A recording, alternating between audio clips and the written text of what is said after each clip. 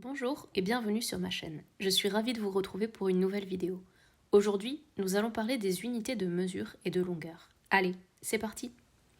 Pour cette nouvelle manipulation, je vais utiliser un tableau de conversion qui sera disponible au téléchargement. Pour ça, je vous invite à cliquer sur le lien dans la description de cette vidéo.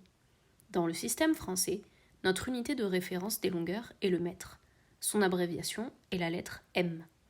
Si je veux m'imaginer le mètre, rien de plus simple. Je pense à la grande règle jaune du tableau de la maîtresse. Elle mesure 1 mètre.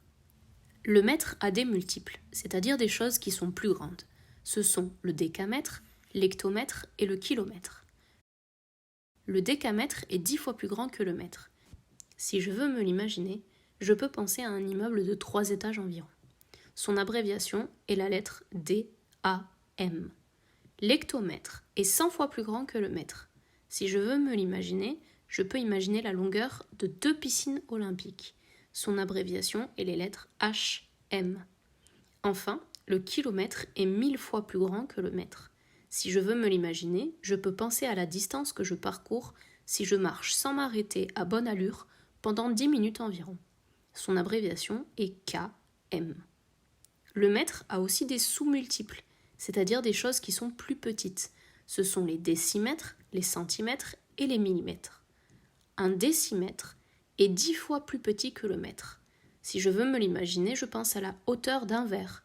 Son abréviation est la lettre DM.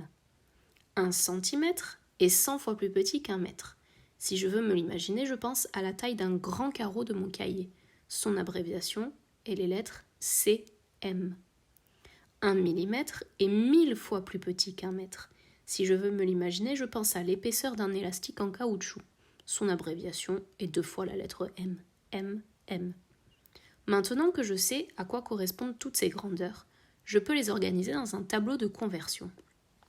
Pour cela, je place en premier le mètre, qui est l'unité. Comme c'est une unité, sa colonne est verte. Puis, je place à sa gauche les multiples, c'est-à-dire toutes les unités plus grandes que le mètre.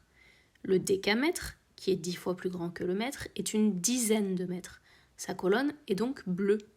L'hectomètre, qui est 100 fois plus grand que le mètre, est une centaine de mètres. Sa colonne est rouge. Et enfin, le kilomètre, qui est 1000 fois plus grand que le mètre, et donc une unité de 1000, sa colonne est verte. À droite du mètre, je place les sous-multiples, c'est-à-dire les unités qui sont plus petites que le mètre. Le décimètre est 10 fois plus petit que le mètre. C'est donc un dixième de mètre. Sa colonne est bleu clair. Le centimètre est 100 fois plus petit que le mètre. C'est donc un centième de mètre. Sa colonne est rose. Et enfin, le millimètre est 1000 fois plus petit que le mètre. C'est donc un millième de mètre et sa couleur est le vert clair. Maintenant que nous avons construit notre tableau, nous pouvons envisager de faire des conversions de longueur, c'est-à-dire de passer d'une unité à une autre. Prenons comme exemple 56 mètres, que l'on souhaiterait convertir, c'est-à-dire transformer, en millimètres. Nous allons placer 56 dans notre tableau. Comme c'est des mètres, on est bien vigilant à ce que l'unité, c'est-à-dire le 6 de 56, soit dans la colonne des mètres. Puis, on va prendre un curseur et le placer sur la ligne à droite des millimètres, car on veut convertir 56 mètres en millimètres. Ensuite, on va combler tous les trous avec des zéros. On obtient 56 000 millimètres, ce qui est logique, car les millimètres sont beaucoup plus petits que les mètres, et donc il en faut bien plus pour avoir la même longueur. Voici un autre exemple. Prenons 347 cm que nous souhaiterions convertir en hectomètres. Nous allons placer 347 dans notre tableau en étant vigilant à ce que le 7 des unités de 347 soit bien dans la colonne des centimètres. Puis, on va placer notre curseur sur la ligne des hectomètres et on va remplir les espaces avec des zéros. Attention, comme on place des zéros avant, il faut ajouter une virgule au niveau du curseur pour pouvoir lire ce nombre, sinon on ne peut pas le lire.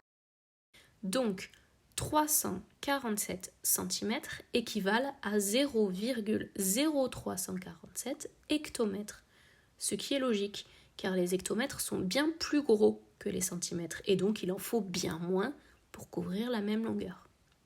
Voilà, c'est terminé pour aujourd'hui. J'espère que cette vidéo vous a plu et qu'elle vous a permis de mieux comprendre les conversions de longueur.